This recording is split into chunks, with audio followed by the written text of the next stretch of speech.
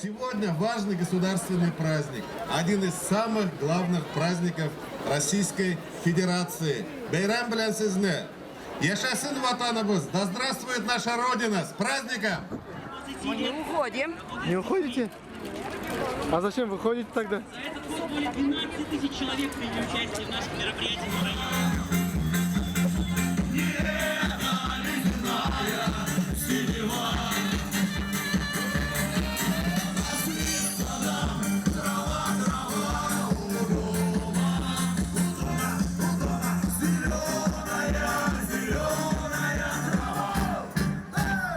Деятельность Совета по межнациональному и межконфессиональному согласию при президенте Республики Татарстан. Работа Ассамблеи народов Татарстана, которая включает в себя 35 народов нашей республики, направлена на наше единство, на нашу дружбу. И, поверьте, даже наш интернет наполнен сегодня многочисленными поздравлениями.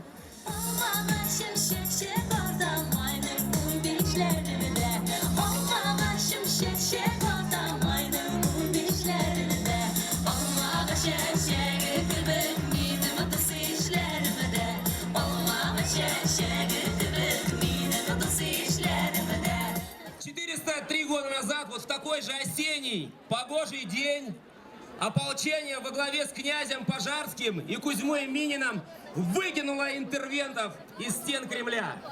Князь Пожарский нес впереди себя икону Казанской Божьей Матери. С ним рядом был Кузьма Минин, этнический татарин, Минибаев до своего крещения. И как это символично, русские с татарином собрали ополчение и спасли Россию от ополченцев.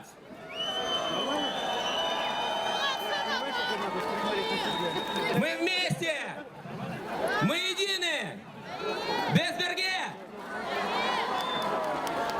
В прошлые века нас потрясали сильные катастрофы. В 17 году общество раскололось на красных и белых, а в начале 90-х мы были под угрозой территориального распада страны. Но сейчас, с каждым годом, мы чувствуем себя сильнее.